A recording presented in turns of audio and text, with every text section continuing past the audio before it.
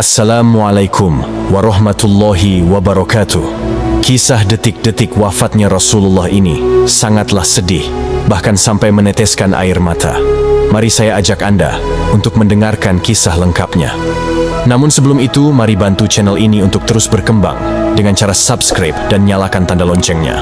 Berikan komentar yang positif, berikan like dan share video ini.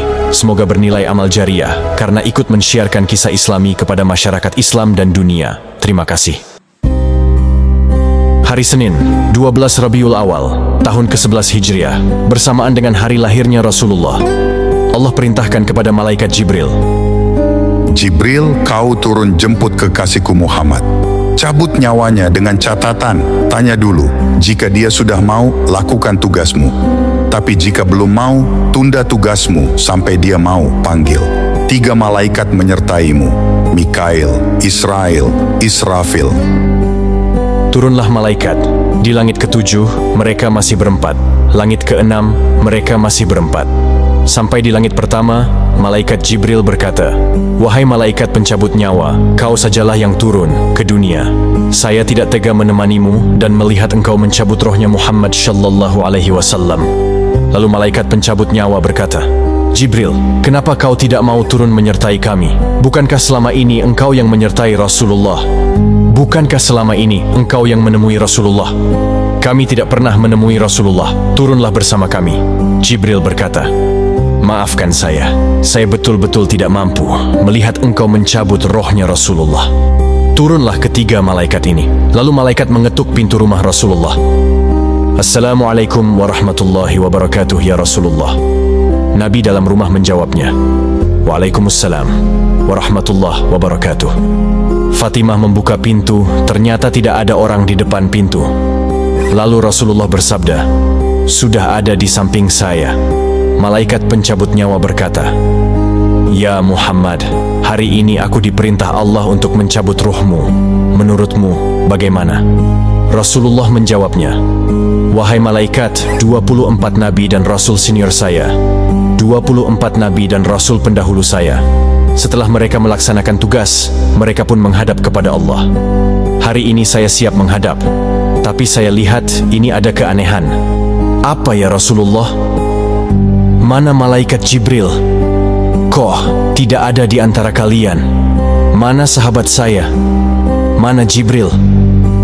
Malaikat pencabut nyawa berkata, "Jibril menunggu di atas langit. Dia tidak datang untuk menyertai kami." Lalu Nabi perintahkan, "Kau panggil dulu.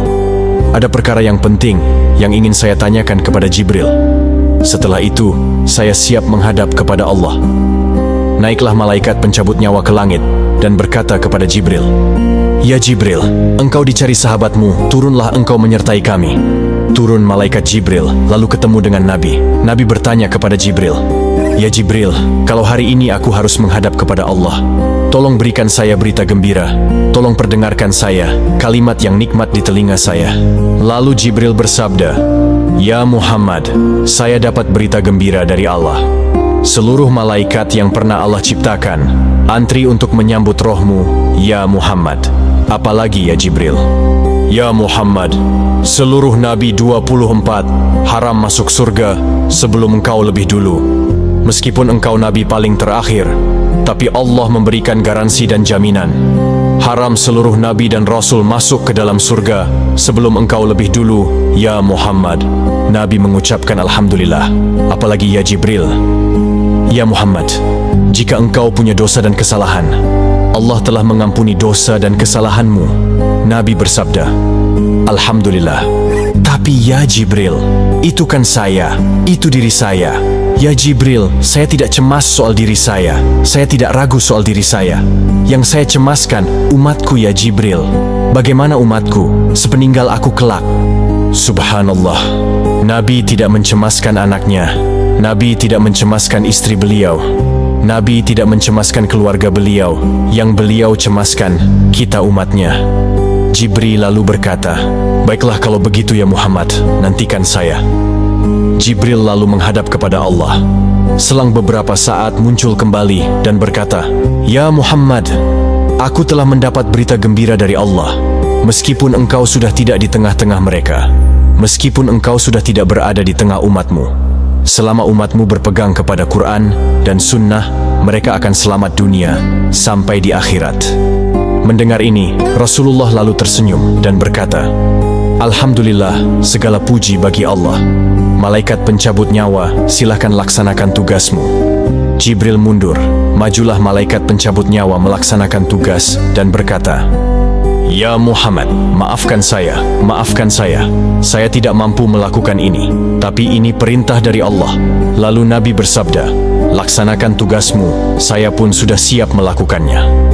Keluarlah rohnya Rasulullah perlahan-perlahan meninggalkan telapak kaki Rasulullah.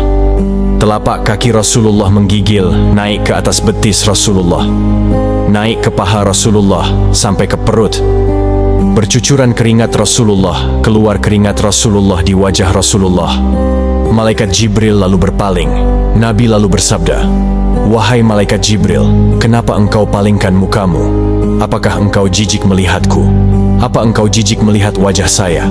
Jibril bersabda, "Ya Muhammad, ketahuilah demi Allah yang menguasai segala-galanya, tidak aku jijik melihat mukamu ya Muhammad. Aku tidak tega melihat engkau menghadapi sakaratul maut.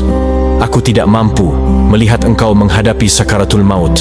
Nabi lalu bersabda, "Ya Jibril, ketahuilah, andai saja Allah tidak cinta kepadaku, andai saja Allah tidak sayang kepadaku, betapa sakitnya sakaratul maut ini.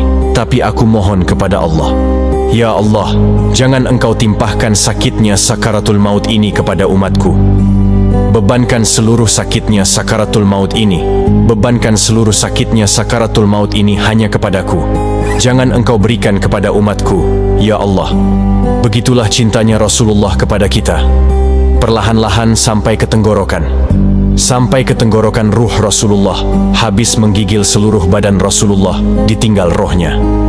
Lalu di penghujung bibir, beliau mengucapkan, "Pelihara solat kalian.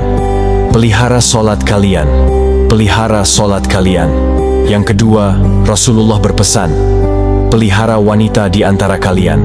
Pelihara anak-anak gadis kalian. Pelihara istri-istri kalian." Dan yang terakhir beliau ucapkan, tidak satu pun keluarga yang diucapkan. Beliau tidak mengucapkan Khadijah, beliau tidak mengucapkan Aisyah, beliau tidak mengucapkan Hasan, Husain. Siapa yang diucapkan Rasulullah? Ummati, ummati, ummati. Berangkat Rasulullah untuk selama-lamanya. Hebohlah Mekah, berduka seluruh kota Mekah. Abu Bakar menggigil, sahabat yang lain meneteskan air mata. Satu sahabat yang tidak mau menerima kenyataan adalah Umar bin Khattab. Lalu, ketika orang-orang berkata, "Rasulullah telah meninggalkan kita, Rasulullah telah menghadap kepada Allah," heboh satu kota Mekah.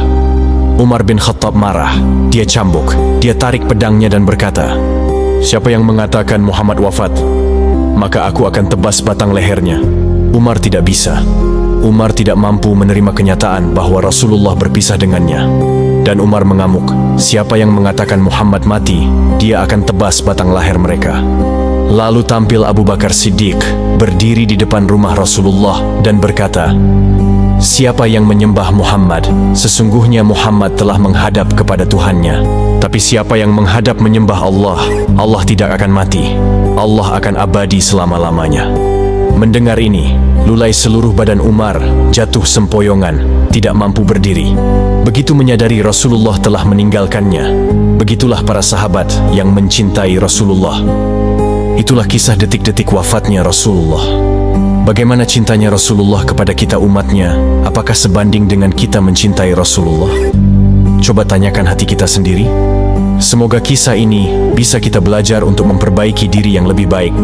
Mari perbanyak solawat kepada baginda Rasulullah Shallallahu Alaihi Wasallam, dan kita bisa mendapatkan syafaatnya.